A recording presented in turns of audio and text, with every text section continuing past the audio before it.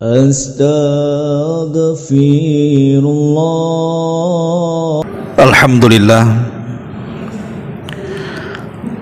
Alhamdulillahilladzi arsala rasulahu bil huda wa dinil haq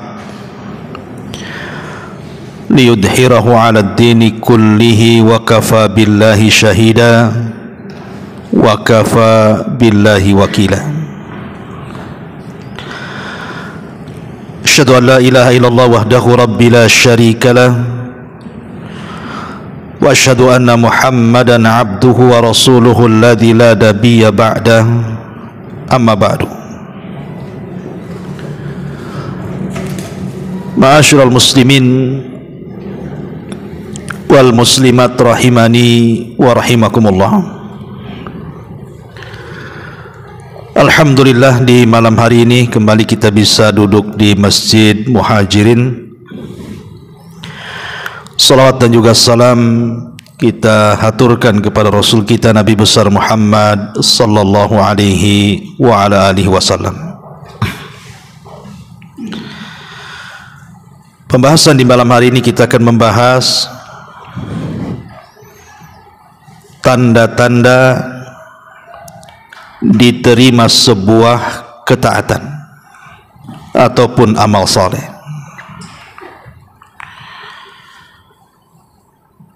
Ma'asyiral muslimin yang dimuliakan Allah Subhanahu wa taala, apakah ada tanda ataupun alamat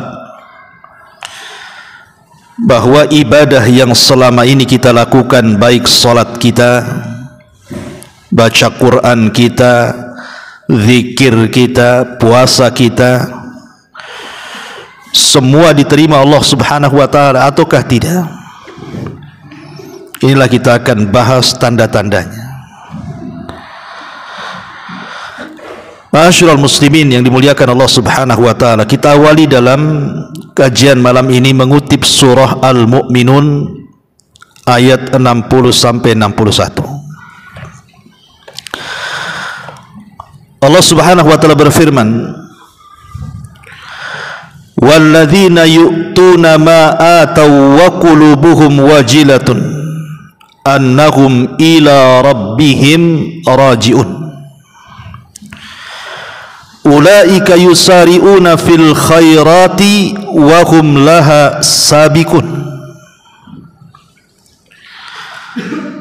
Dan orang-orang yang memberikan apa yang telah mereka berikan dengan hati yang takut, karena mereka tahu bahwa sesungguhnya mereka akan kembali kepada Rabb mereka.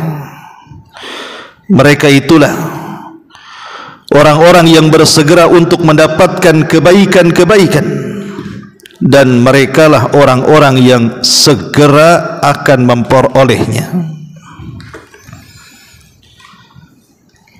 Al-Imam Ahmad dan juga Tirmidzi serta Imam Ibnu Majah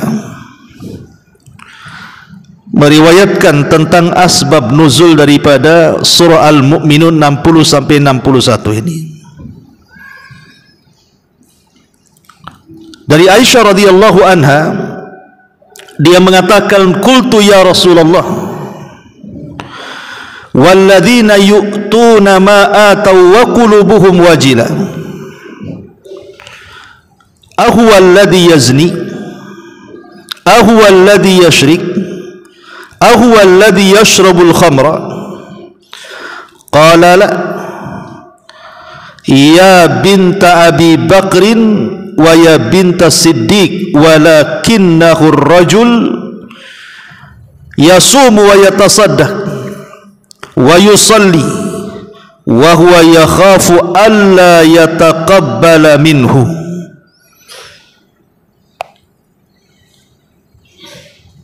Imam Ahmad dan juga Tirmidzi serta Imam Ibnu Majah meriwayatkan hadis, dan hadis ini disahihkan oleh Syekh Albani rahimahullahu taala.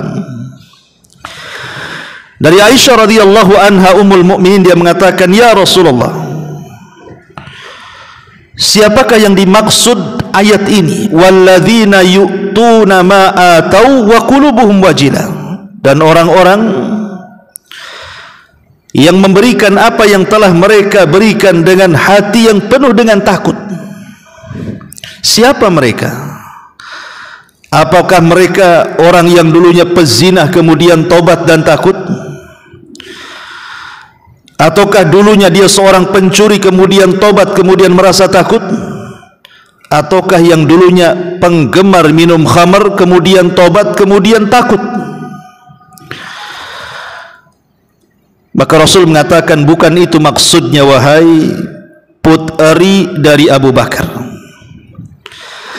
Akan tetapi ayat itu adalah seorang laki-laki yang berpuasa, yang bersedekah, yang sholat, tetapi mereka takut kalau seandainya ibadah-ibadahnya tidak diterima Allah Subhanahu wa ta'ala.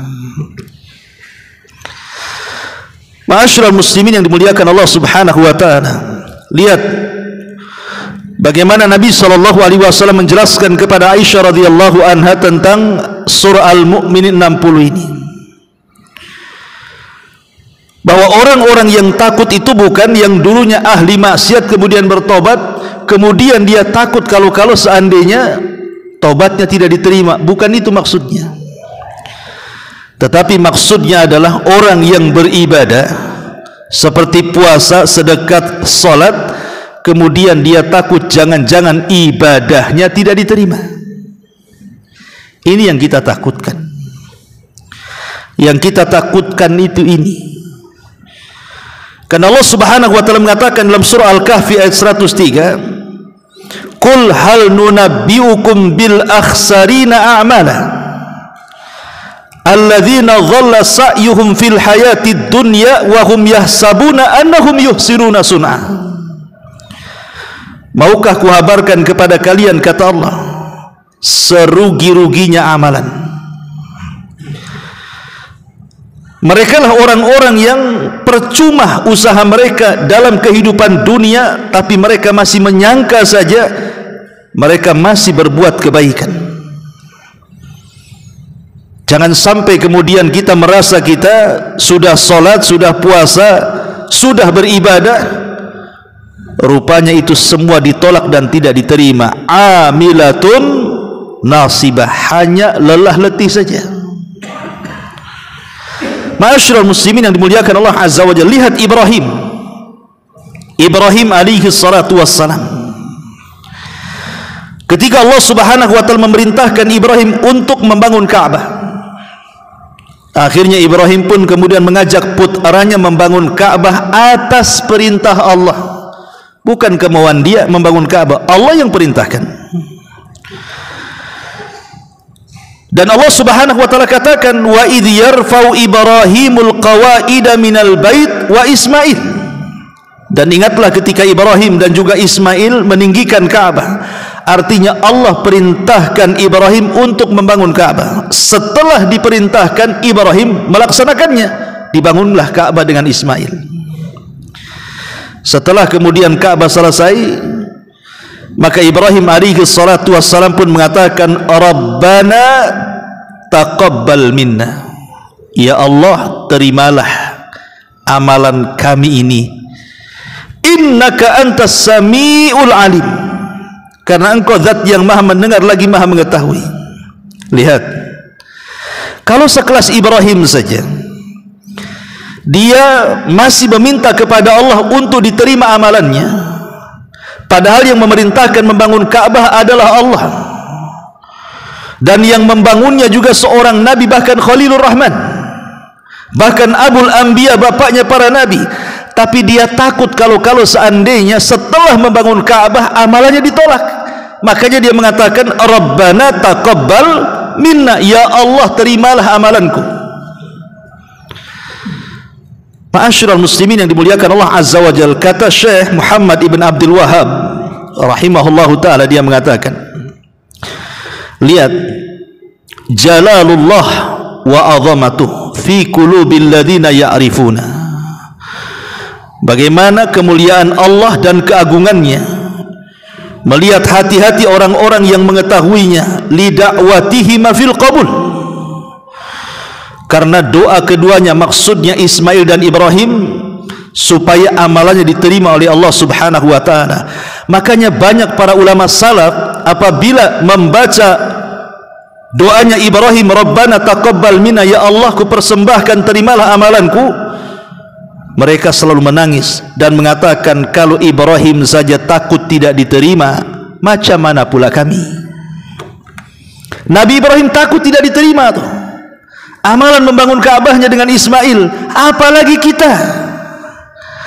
Siapa kita? Makanya para ulama ketika membaca ayat ini selalu menangis. Dikhawatirkan solat mereka tidak diterima, puasa mereka tidak diterima, zakat, sedekah, zikir dan lain sebagainya. Makanya kenapa kemudian kita harus sering-sering meminta kepada Allah supaya diterima ibadah kita. Lihat Nabi SAW ketika beliau menyembelih kurban, apa kata Rasul? Bismillahi Allahumma taqabbal min Muhammadin wa min ummati Muhammadin. Bismillah dengan menyebut nama Allah, ya Allah terimalah kurban ini dari Muhammad dan untuk umat Muhammad. Nabi saja meminta kepada Allah untuk diterima. Ma'asyiral muslimin yang dimuliakan Allah Azza wa Jalla. Makanya kalau kita lihat perkataan para sahabat seperti Ali bin Abi Thalib radhiyallahu anhu mengatakan, kunu liqabulil amali asyad ihtimaman minkum bil amali. Kata Ali radhiyallahu anhu, sebaiknya kalian harus memikirkan bahwa diterima amal di sisi Allah itu lebih dahsyat dibandingkan amalan itu sendiri. Pikirkan, bukan dipikir, bukan mikir amalannya, tapi pikirkan apakah amalan diterima atau tidak. Karena itu yang paling penting. Orang beramal bisa saja dari pagi, siang, sore, malam bisa orang beramal, tapi apakah kemudian amalan diterima atau tidak? Makanya memikirkan amalan itu diterima jauh lebih dahsyat dibandingkan memikirkan amalan itu sendiri. Makanya Abi Dzar Al-Ghifari radhiyallahu anhu mengatakan, la an astaykina anna Allah qad taqabbala li salatun wahidatun ahabbu ilayya minad dunya wa ma fiha. Subhanallah. Kalau aku yakin, kata Abu Dzar Al-Ghifari, Allah terima walaupun satu kali solatku saja. Aku tahu nih umpamanya seumur hidup ini entah berapa ribu kali saya solat, tapi mungkin satu kali solat aku tahu ini yang diterima. Kata Abi Dzar Al-Ghifari radhiyallahu anhu mengatakan, itu lebih aku cintai dibandingkan dunia dan isinya. Itu lebih aku cintai dibandingkan dunia dan isinya. Kenapa? Karena Allah berfirman, innama yataqabbalullahu minal muttaqin. Karena Allah hanya menerima ibadah itu dari orang-orang yang bertakwa. Ketika kita tahu amalan kita diterima, berarti Allah menganggap kita ini orang yang bertakwa.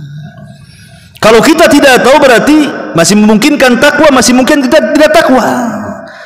Tapi kalau kita tahu Allah Subhanahu wa taala menerima ibadah kita, secara otomatis berarti Allah menganggap kita ini minal muttaqin, orang yang bertakwa.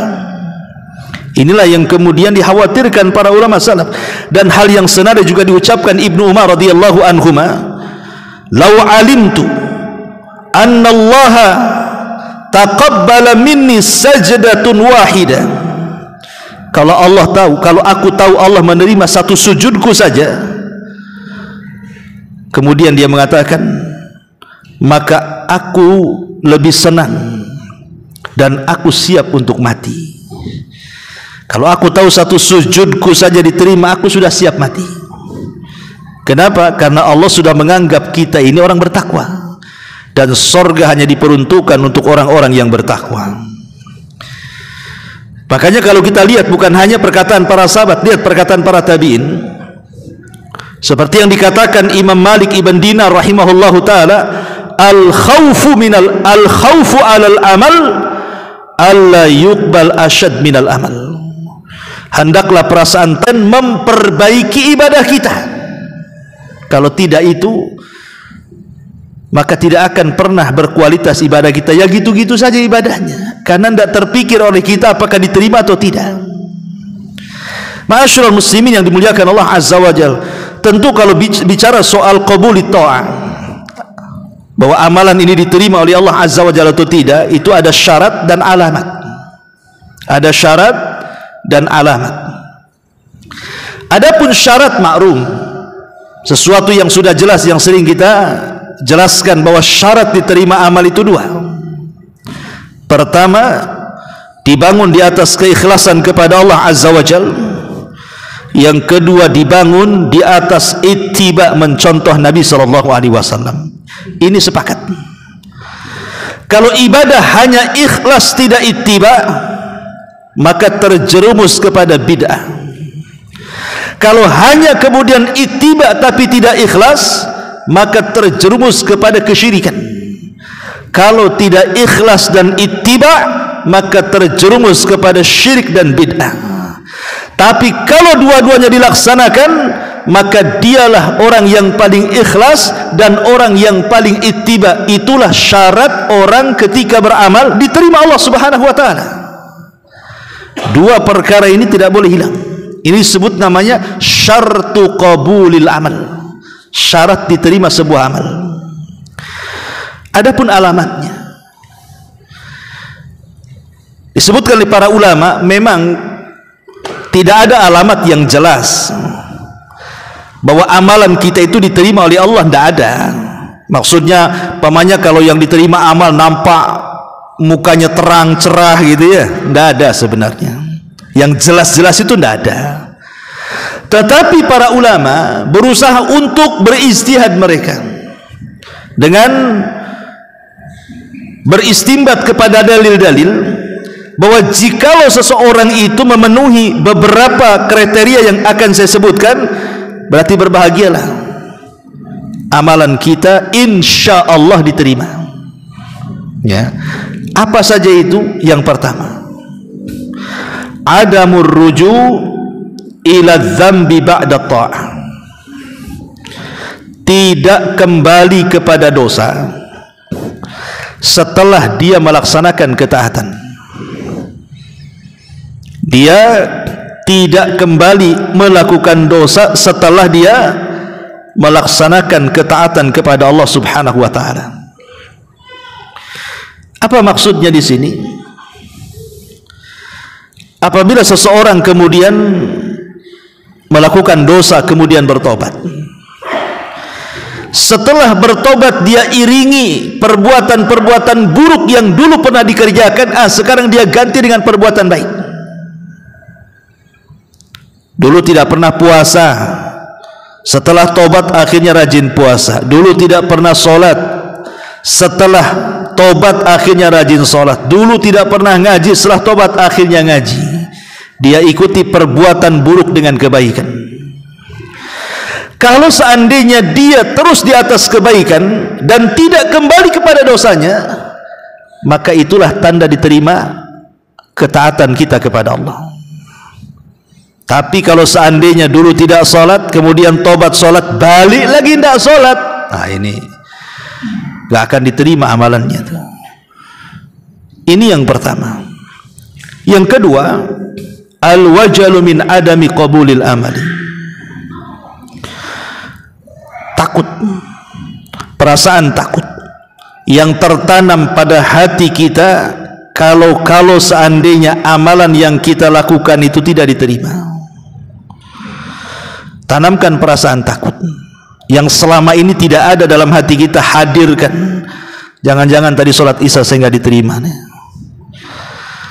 Karena begini, ikhwatu fiddin yang muliakan Allah Azza wa Jalla, Allah itu tidak berhajat dengan ibadah kita. Ingat, Allah tidak berhajat dengan sholat kita, Allah tidak berhajat dengan puasa kita, Allah tidak berhajat dengan baca Quran kita, Allah tidak berhajat dengan ibadah kita. Sama sekali Allah tidak berhajat dengan itu. Kita yang berhajat. Kenapa? Karena Allah itu sudah kaya, dia tidak berhajat kepada makhluknya. Wa man yashkur fa innama yashkuru li nafsi. Siapa yang bersyukur, apakah syukurnya untuk Allah? Tidak, dia bersyukur untuk dirinya. Wa man tazakka fa innama yatazakka li nafsi. Barang siapa yang membersihkan dirinya untuk siapa? Untuk Allah. Tidak, dia sedang membersihkan untuk dirinya. Faman ihtada fa innama yahtadi li nafsi. Barang siapa yang mendapatkan petunjuk untuk Allah, tidak untuk dirinya petunjuk itu. In ahsantum li anfusikum. Jikalau kalian baik, untuk Allah kebaikannya, tidak, kebaikan kembali untuk kalian sendiri. Dan banyak nas-nas Al-Quran yang mengatakan bahwa Allah tidak berhajat dengan kita. Perhatikan hadis qudsi. Allah Subhanahu wa taala mengatakan, ya ibadi, lau anna awwalakum wa akhirakum wa insakum wa jinnakum kanu ala afjari qalbi rajulin wahid ma naqasa dzalika min mulki syai'a. Hei anak Adam, jikalau orang yang awal kalian, orang yang akhir kalian, manusia kalian, jin kalian, mereka bersatu di atas satu hati yang paling jahat, semua jahat dari awal sampai akhir, manusia dan jinnya, anggaplah semua jahat, tidak ada yang beriman. Sejak zaman Adam sampai yang terakhir mati, baik manusia atau jinnya, semua jahat, tidak ada orang baik. Apa kata Allah? Ma naqasa min mulki dzalika syai'. Ma naqasa dzalika min mulki syai'. Itu tidak mengurangi kekuasaanku sedikit pun. Oke, kita balik. Lau anna awwalakum wa akhirakum wa insakum wa jinnakum kanu ala atqa qalbi rajulin wahid minkum ma zada fi mulki syai'a. Seandainya orang yang awal, orang yang akhir, manusia dan jinnya di satu hati di atas ketaatan kepada Allah, tidak ada yang kufur. Sejak zaman Adam sampai yang terakhir semua beriman, manusia dan jinnya semua beriman. Menambah kekuasaan Allah? Tidak menambah kekuasaan Allah sedikit pun. Mau satu dunia maksiat tidak mengurangi kekuasaan, mau satu dunia taat tidak juga menambah kekuasaan, karena Allah tidak berhajat dengan kita. Yang ingin saya katakan, kalau Allah, kita tahu Allah tidak berhajat dengan kita, maka sudah selayaknya ada perasaan takut dalam hati kita ini. Jangan-jangan ibadah kita nggak diterima, karena Allah nggak berhajat dengan ibadah kita kok. Sudah sewajarnya tertanam perasaan, jangan-jangan tadi sholat saya nggak diterima pula, karena Allah tidak berhajat dengan kita. Allah maha kaya, kita yang berhajat dengan Allah. Lah bentuk hajat kita dengan Allah, tertanam perasaan takut, jangan-jangan pula ibadah tadi tak diterima. Kalau ada perasaan seperti ini, kata ulama, ketahuilah itulah alamat qabulul amal. Justru itulah alamat amal antum diterima. Ini yang kedua. Yang ketiga, at-taufiq ila a'malin salihatin ba'daha. Mendapatkan taufik untuk terus melahirkan dari satu amalan ke amalan berikutnya. Fa idza faragta fansab. Apabila engkau telah melaksanakan satu ibadah, lekas berganti kepada ibadah yang lainnya. Dari sini Hasan Al-Basri rahimahullahu taala, sayyidut tabi'in, pemimpin para tabi'in, mengatakan apa? Perkataan yang bagus sekali. Beliau mengatakan, inna min jazail hasanati al-hasanatu ba'daha, wa min uqubati sayyi'ati as-sayyi'atu ba'daha. Fa idza qabila Allahu al-'abda fa innahu yuwaffiquhu ila ta'ah wa yasrifuhu 'anil ma'siyah. Sesungguhnya balasan kebaikan itu adalah kebaikan yang dilakukan setelahnya, dan hukuman keburukan itu adalah melakukan keburukan setelahnya. Karena apabila Allah menerima amalan seorang hamba, pasti Allah akan berikan taufik dengan diarahkan kepada ketaatan yang melahirkan ketaatan berikutnya. Ya, perkataan beliau. Jadi tanda di amalan kita diterima ini, ketika kita sanggup melahirkan satu amalan, terlahir amalan yang lain dari amalan yang kita amalkan itu. Umpamanya, kita sudah berusaha istiqomah salat wajib, kemudian beralih ke salat sunnah, anggap saja salat duha. Ketika kita sudah terbiasa dengan duha, mulailah kita memulai dengan solat malam. Solat yang paling sulit dilakukan karena harus bangun tengah malam, ngantuk-ngantuk kan. Kemudian dari solat malam, tahajud itu melahirkan solat sunnah-sunnah yang lainnya. Itulah yang kemudian Allah Subhanahu wa taala katakan apa? Fa amma man a'ta wattaqa wa saddaqa bil husna fasanuyassiruhu lil yusra. Fa amma man a'ta, siapa yang memberikan dengan hartanya, dengan ilmunya, dengan tenaganya, dengan waktunya lillah, untuk Allah. Fa amma man a'ta wattaqa, di mana dia melakukan itu karena ketakwaan kepada Allah. Wa saddaqa bil husna, dan yakin ada balasan dari Allah, dari sorga. Apa kata Allah? Fasanuyassiruhu lil yusra, jalan dia sudah mudah, Allah mudahkan. Maknanya kita sudah mudah mengamalkan satu amalan, maka ketika kita mengamalkan yang lainnya, Allah lebih mudahkan lagi. Itulah yang disebut dengan amal melahirkan amal. Ketika satu amal melahirkan amal yang lain, amal yang lain melahirkan amal yang lain, amal yang lain melahirkan amal yang lain, maka kita akan menutup dengan amalan itu husnul khatimah. Husnul khatimah. Perhatikan ucapan Ibnu Katsir rahimahullahu taala, bagus sekali. Apa kata Imam Ibnu Katsir rahimahullahu taala? Laqad ajrallahu al-karim adatuhu, laqad ajral karim adatahu bi karamihi, anna man 'asha ala syai'in mata 'alaihi, wa man mata 'ala syai'in bu'itsa 'alaihi yaumal qiyamah, faman 'asa 'ala ta'ah ya'ba karamullah an yamutu 'alal ma'siyati. Apa kata Imam Ibnu Katsir rahimahullahu taala ad-Dimashqi ini, Abul Fida? Sungguh Allah Subhanahu wa taala dengan kemuliaannya, dengan kemurahannya akan memperjalankan manusia sesuai dengan adat kebiasaannya. Barang siapa dia hidup di atas sesuatu, maka mati pun akan di atas sesuatu yang biasa dia lakukan. Dan barang siapa yang mati di atas sesuatu yang ia lakukan, maka dia akan dibangkitkan pun sama dengan sesuatu yang biasa dia lakukan. Kemudian beliau contohkan, barang siapa yang hidup di atas ketaatan, maka Allah Subhanahu wa taala akan enggan dengan kemurahannya untuk mewafatkan dia di atas kemaksiatan. Dan juga sebaliknya. Artinya di sini Imam Ibnu Katsir ingin katakan bahwa manusia itu akan berjalan sesuai dengan kebiasaan. Lihat orang pikun. Orang pikun itu yang keluar dari lisannya itu adalah kebiasaan dari sebelum pikunnya. Kalau sebelum pikunnya dia suka baca Quran, maka ketika pikun itu pula yang dibaca. Ketika sebelum pikunnya dia memang ucapannya santun, ucapannya bagus, ucapannya indah, maka ketika pikun itu pula yang diucapkan. Tapi kalau sebelum pikunnya dia tidak pernah membaca Quran, yang keluar kalimat-kalimat kotor, kalimat-kalimat maksiat, cacian, makian, gibahan, maka ketika Anda pikun itu juga yang keluar dari mulut kita.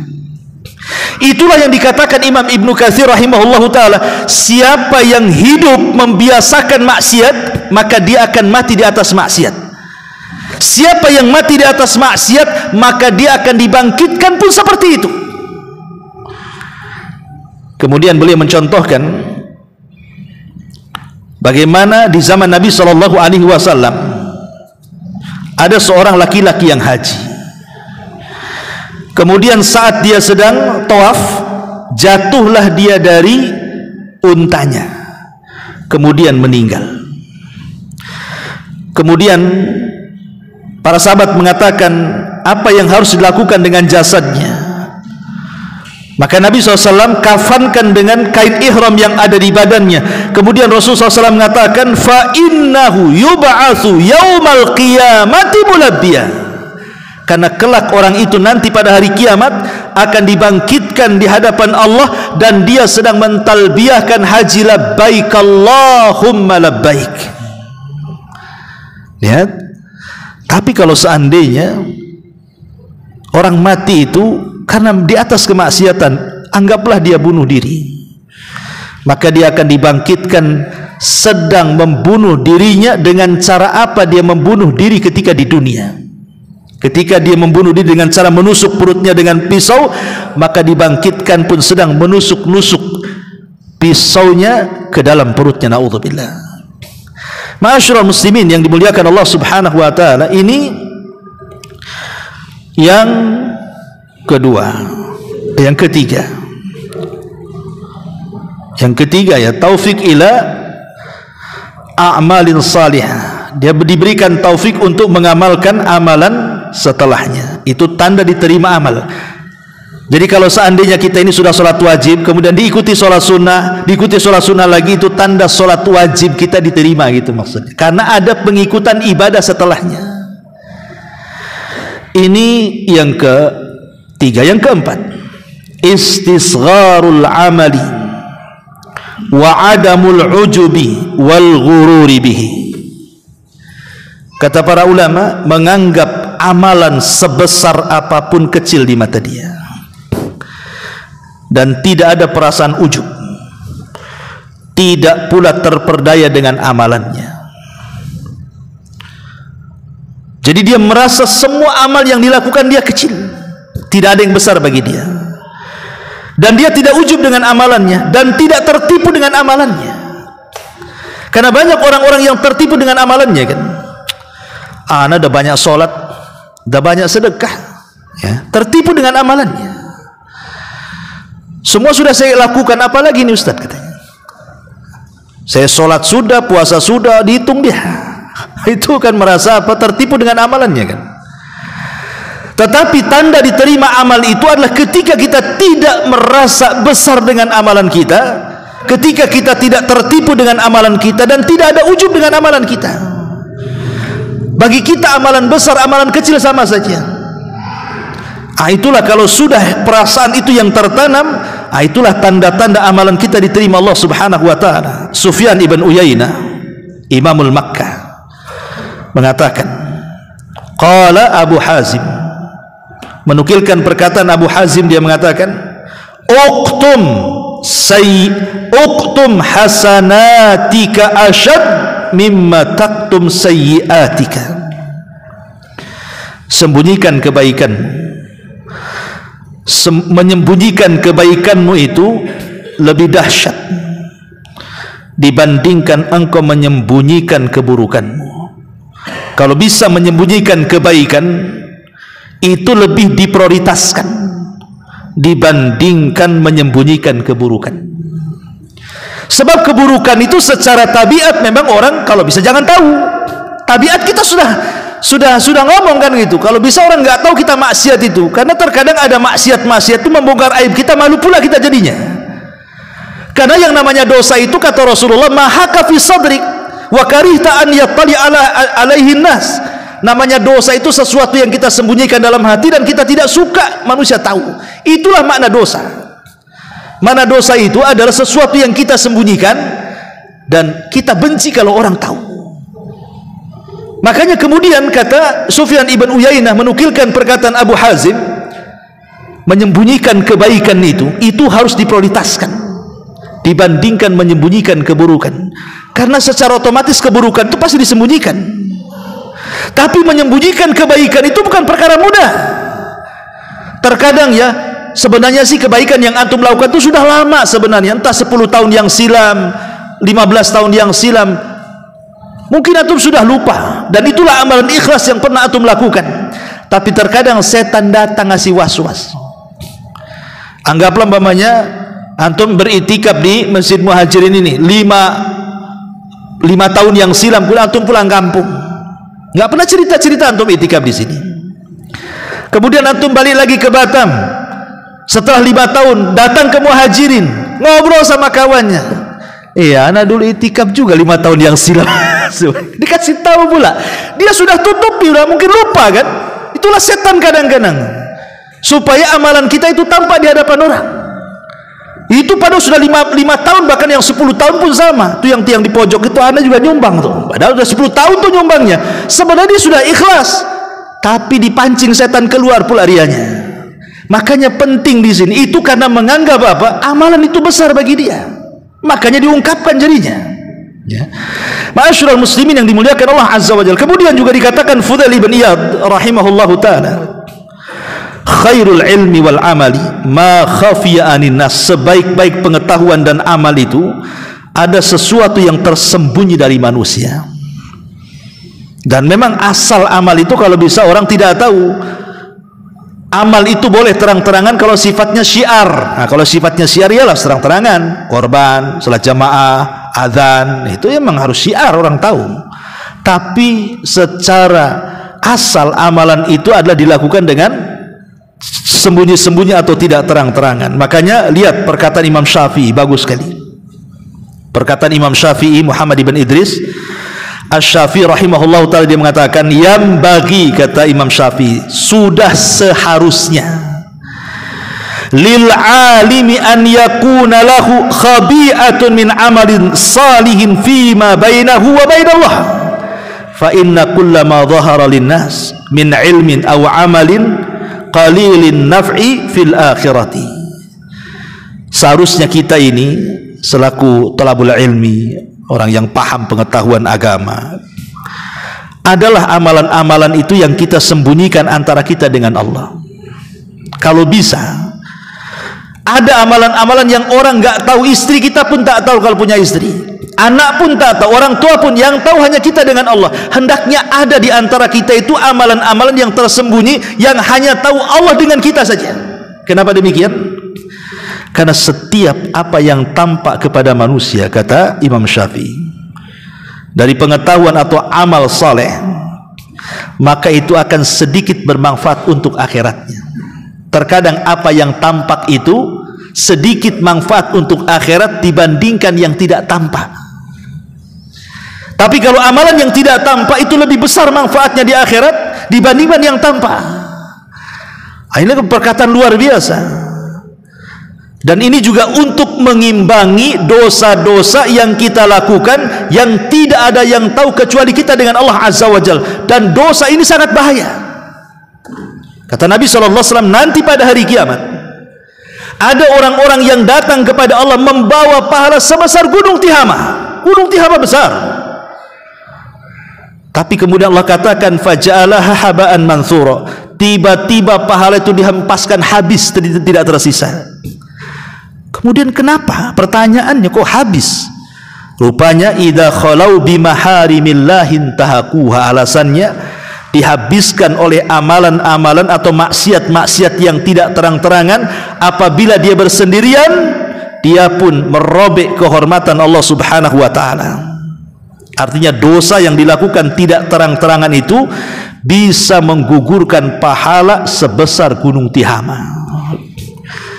Maka untuk mengimbanginya supaya amalan kita tidak hilang, maka buat hal yang sama dengan amal soleh. Buatlah amalan soleh yang tidak ada yang tahu kecuali kita dengan Allah. Kalau satu hari ini kita melakukan dosa yang tidak ada yang tahu kecuali kita dengan Allah, satu kali kita buat juga amal soleh yang tidak ada yang tahu kecuali kita dengan Allah, satu kali juga, balance. Tapi kalau tidak, habis amalan kita. Ya. Gimana caranya Ustaz? Dan apa dosa yang tidak terang-terangan? Handphone itu di tangan antum itu dosa yang tidak terang-terangan. Walaupun antum pegang handphone di keramaian orang, orang kan tidak tahu antum sedang ngapain di situ. Antum sedang buka apa? Antum sedang nonton apa? Antum sedang ngetik apa? Apalagi kemudian dalam kamar sendirian, makin lagi jahat kan gitu. Dan ini luar biasa madaratnya handphone ini. Oke lah, ini sudah musibah yang merata kan gitu. Tapi buat jugalah amalan soleh antara kita dengan Allah Subhanahu wa ta'ala. Dengan cara apa? Istighfar sambil jalan orang nggak tahu, tasbih sambil jalan orang tidak tahu, takbir sambil jalan orang tidak tahu, berzikir sambil jalan orang tidak tahu. Cukuplah kita dengan Allah Azza wa Jalla, itu maksudnya. Maka yang keempat, tanda diterima amal ketika kita menganggap amalan itu tidak ada yang besar.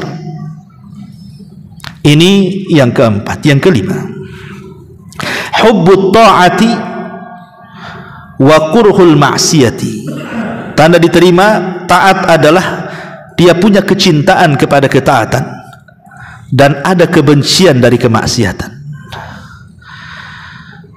Karena kalau kita cerita masalah tobat sendiri, kapan orang yang bertobat dikatakan tobat itu? Kalau tidak ada pengaruh dosa yang ada tersisa di kepalanya. Maksudnya apa? Seorang pemabuk, kemudian dia bertobat tidak ingin mabuk lagi.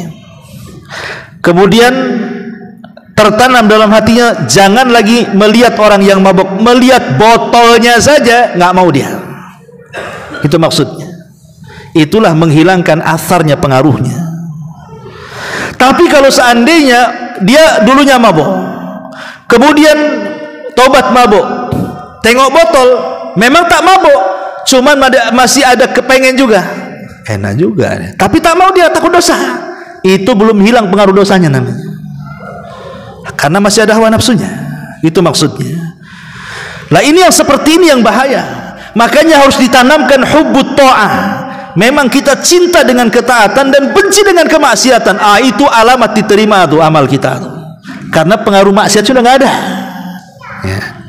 Dulu seorang pezina, kemudian dia bertobat. Jangankan lagi melihat filmnya gitu ya, film porno atau yang tidak layak ditonton. Lihat perempuan yang buka aurat, benci, naudzubillah. Ya. Itu betul-betul hilang pengaruh maksiatnya. Tapi kalau dulunya seorang pezina, kemudian tobat berzina, nampak pula wanita di jalan, teringat dulu masa dulu, tapi dia takut karena takut dosa. Itu belum hilang itu pengaruh maksiatnya. Itu maksudnya. Nah, kalau dia betul-betul hilang pengaruh maksiatnya, itulah tanda bahwa amalan kita diterima. Itu maksudnya. Ini yang kelima. Yang keenam, ar-raja'u wa kathratud du'a. Menanamkan harapan dan memperbanyak doa. Terus berdoa dan berharap. Apa yang bisa kita lakukan selain doa dan harapan kan itu? Berdoa agar amalan-amalan kita diterima dan berharap agar amalan-amalan kita berpahala. Cuman dua itu. Berdoa agar amalan kita diterima, berharap agar amalan kita berpahala. Kalau itu yang ada pada hati kita, terus berdoa kepada Allah. Makanya para salaf apabila di bulan Ramadan, sebelum Ramadan, 6 bulan sebelum Ramadan, mereka mengatakan, ya Allah pertemukan aku dengan Ramadan.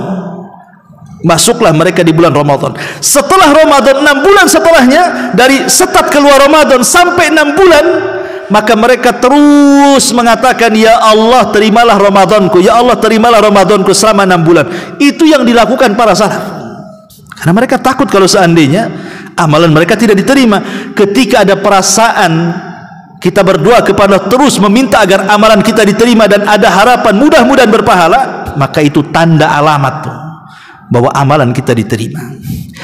Kemudian yang nomor 7, at-taisir lit-ta'ati wal ibti'ad anil maksiati. Mudah melakukan ketaatan, kayaknya mudah sekali. Tidak ada beban karena hatinya insirah, hatinya lapang. Hatinya lapang, nggak ada beban-beban sama sekali dalam melakukan ibadah itu. Contoh mamanya sholat. Sholat ini kan, orang yang sholat itu terbagi dua kelompok tuh. Pertama, sholat karena sebuah kebutuhan. Yang kedua, sholat karena sebuah beban. Karena ada dua orang sholat tuh, memang kebutuhan ataupun memang beban. Bagi yang melakukan sholat, antum sholat di sholat duhur atau sholat isya tadi, habis sholat isya itu plong rasanya seperti antum bayar hutang. Berarti itu menjadikan sholat itu sebagai beban. Ya. Jadi kalau antum selesai sholat sama dengan selesai nyaur hutang, berarti sholatnya masih dijadikan beban, bukan kebutuhan. Ya. Tapi kalau seandainya habis sholat plong hatinya, bukan karena hilang seperti bayar hutang, tidak. Dia senang sudah melakukan ibadah dan dia menunggu sholat setelah sholat. Kapan lagi ya sholat? Kapan lagi ya sholat? Itu maksudnya. Berarti itulah tanda diterima amalan kita dan ketaatan. Kenapa? Karena Allah memberikan taisir, kemudahan. Kemudahan di dalam beribadah kepada Allah Azza wa Jalla dan menjauhi maksiat. Kemudian yang nomor 8, hubbus salihin wa bughdu ahlil ma'asi. Cinta dengan orang-orang saleh, suka bergaul dengan orang-orang saleh, banyak berinteraksi dengan orang-orang saleh, dan dia benci dengan ahli maksiat. Tidak mau dia ketemu, nggak mau bergaul lagi. Lihat aja tak mau. Betul-betul dia hijrah total. Makanya Imam Ahmad ibn Hanbal rahimahullah taala meriwayatkan dari hadis Bara ibn Azib radhiyallahu an. Kata Nabi sallallahu alaihi wasallam, "Inna awthaqa ural iman an tuhibba fillahi wa tubghidha fillah." Sesungguhnya ikatan iman yang paling kuat adalah ketika kita bisa menanamkan cinta karena Allah, benci pula karena Allah. Kalau cinta, cinta karena Allah, benci, benci juga karena Allah.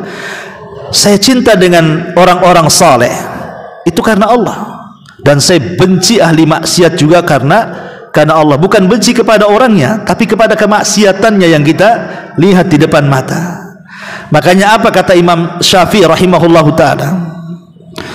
Aku melihat orang-orang saleh dan aku bukan bagian dari mereka. Sa'uhibbus salihin walastu minhum. Kata Imam Syafi'i rahimahullah ta'ala, uhibbus salihina walastu minhum, katanya. Aku suka dengan orang-orang saleh, kata Imam Syafi'i, tapi aku bukan bagian dari mereka. Tawadhu. Ya. Apa kata Imam Ahmad dijawab? Tuhibbus salihin wa anta minhum. Engkau cinta dengan orang soleh dan engkau termasuk orang soleh, kata Imam Ahmad. Itu kan guru dan murid itu. Ya. Lihat bagaimana Imam Syafi'i rahimahullah ta'ala, saya cinta dengan orang-orang soleh walaupun saya tidak seperti mereka. Karena kalau tidak cinta dengan orang-orang soleh, cinta sama siapa? Berarti lawannya orang-orang toleh, orang-orang jahat, kan gitu. Maka ini tanda diterima amal kita itu kalau tertanam pada hati kita yang bergaul ya dengan orang-orang yang baik saja. Dia nggak mau bergaul dengan orang yang jahat. Nah, ini nomor 8. Nomor 9, kasratul istighfar. Ketika lisannya basah dengan istighfar, terus beristighfar. Walaupun dia tidak merasa berbuat dosa, tidak apa-apa, beristighfar saja, karena istighfar itu tidak mesti berbuat dosa. Seperti Nabi SAW beristighfar sehari itu 70 sampai 100 kali. Apa Nabi berbuat dosa? Kan tidak. Bisa saja istighfar itu dalam bentuk tajdidut taubah, pembaharuan tobat. Tapi kalau kita ya sudah jelas banyak dosa. Hari-hari kita ke pasar, hari-hari kita melihat aurat, hari-hari kita melihat handphone, hari-hari juga kita melihat aurat, hari-hari mata kita memandang yang haram. Lisan kita pula tidak mau istighfar. Gimana ceritanya? Ya. Jadi kalau Nabi beristighfar itu bukan karena berbuat dosa. Kalau kita mengistighfar karena banyak dosanya, kan gitu. Makanya jangan sampai kemudian kita sakit hati gara-gara tidak bertobat kepada Allah Azza wa Jalla dengan perbanyak istighfar. Dan yang nomor 10, al-mudawamatu 'alal a'mali salihah. Membiasakan, mendawamkan itu artinya istiqomah. Kata Nabi SAW, khairul a'mal adwamuha wa in qalla. Sebaik-baik amal itu yang langgeng walaupun sedikit. Kenapa? Karena Allah itu tidak bosan untuk menerima ibadah kita. Kita yang bosan ketika beribadah kepada Allah. Makanya kenapa ambil yang sedikit tapi istiqomah, jangan pula ambil banyak habis itu tumbang. Karena ada istilah man akhadha jumlatan faqadal jumlah. Kalau ambilnya banyak, tumbangnya juga banyak. Maka ambillah yang sederhana-sederhana tapi istiqomah. Kenapa? Karena kita akan bosan. Allah tidak pernah bosan. Makanya supaya istiqomah itu ya ambil, umpamanya kalau puasa nih, ada Seninnya, ada Daudnya, ada Ayamul Bidnya, ada macam-macamnya puasa, ada puasa qadhonya kalau punya utang, kan. Oke lah, memang saya ini ahli puasa, sanggup lapar-laparan. Ambil puasa terbaik apa? Ambil Daudnya saja, sudah cukup. Ambil Daudnya saja, itu sudah mencakup semua puasa. Nggak usah Daudnya juga, Senin Kemisnya juga, Ayamul Bidnya juga, nggak perlu. Ambil satu tapi istiqomah. Oke, Senin Kemisnya saja. Kenapa demikian? Karena yang namanya istiqomah itu ada batas waktu kuat dan tidaknya. Mungkin masa muda ya, saya antum masih muda ini, masih kuat lapar, masih bisalah puasa Daud, istiqomah dengan puasa Daud. Tapi usia antum itu akan terus bertambah. Nanti akan sampai juga mungkin Allah takdirkan usia antum 60-70 tahun sanggup puasa Daud. Berarti kalau tidak sanggup nanti hilang istiqomahnya kan? Kita mikir juga masa tua nih, macam mana amalan ini bisa langgeng sampai masa tua, sampai mati gitu maksudnya. Kalau kita langsung ambil yang berat, mungkin 20-30 tahun masih kuat. Kalau sudah tua mana bisa kuat lagi? Kalau begitu terpikirlah, dah Senin Kemis saja lah. Umpamanya seperti itu, supaya bisa istiqomah terus. Ya. Masyarul muslimin yang dimuliakan Allah Azza wa Jalla. Kemudian juga yang nomor 11, bukan hanya sekedar istiqomah, ats-tsabat, tapi lebih daripada itu ada taharatul qalbi. Ketika hati ini bersih, tidak ada hasad, tidak ada dendam, tidak ada penyakit, pokoknya bersih, lapang dada itu kayaknya. Dan lapang dada ini luar biasa. Memang sulit. Kalau antum punya mobil ingin bersih, masukkan ke karwas, kinclong. Rumah kotor, sewa pembantu, pel, sebentar saja bersih, bisa ngaca pula kita di keramiknya. Apalagi semua benda di depan kita itu bisa dibersihkan. Tapi hati sulit untuk membersihkannya. Membersihkan hati itu bukan seperti membersihkan mobil, membersihkan rumah, membersihkan piring, tidak. Membersihkan hati itu paling sulit. Karena setiap kita bersihkan datang pula lagi kotorannya. Setiap kita bersihkan datang lagi kotorannya. Makanya tajdidul qalbi, memperbaharui hati itu harus terus setiap hari kita lakukan. Nabi SAW sampai setiap hari berdoa, ya muqallibal qulub tsabbit qalbi ala dinik. Wahai zat yang membolak-balikan hati, tetapkan hatiku di atas agamamu. Anas bin Malik radhiyallahu mengatakan, ya Rasulullah, apakah engkau mengajarkan doa itu untuk umatmu karena engkau takut kepada kami? Kata Rasul, iya, karena hati kalian itu berada di genggaman Ar-Rahman yang sewaktu-waktu Allah bisa memutar balikan sesuai dengan kehendaknya. Namanya hati itu bisa sesat, bisa dapat hidayah. Ada futurnya, ada semangatnya. Makanya Rasul mengatakan banyak-banyaklah berdoa seperti ini supaya hati kita itu mantap. Kalau setiap hari kita bersihkan hati itu dari itu semuanya, maka itu tanda-tandanya bahwa ketaatan kita diterima. Kemudian yang nomor 12, tadhkiratul akhirah. Dia selalu ingat akhirat. Yang diingat akhirat saja. Sampai-sampai Aisyah radhiyallahu anha pernah duduk. Kemudian Nabi SAW berbaring di pahanya. Kemudian Nabi SAW ditatap oleh Aisyah mukanya. Tiba-tiba Aisyah menangis dan tetesan air matanya sampai berlabuh di pipi Nabi. Nabi sontak bangun, duduk dan memandang Aisyah, kaget. Kemudian mengatakan, wa mayubkik walimad dumu, apa yang membuat anda menangis dan kenapa air mata menetes seperti itu, hai Aisyah? Lihat jawaban Aisyah radhiyallahu anha. Dia mengatakan, tadzakkartu yaumal qiyamah. Ketika aku memandang wajahmu, aku teringat dengan hari kiamat. Apa hubungannya? Tadzakkartu yaumal qiyamah, aku ingat hari kiamat. Ya Rasulullah, hal tadhkuru bi ahlika yaumal qiyamah? Apakah engkau akan ingat nanti pada hari kiamat dengan keluarga wahai Rasul?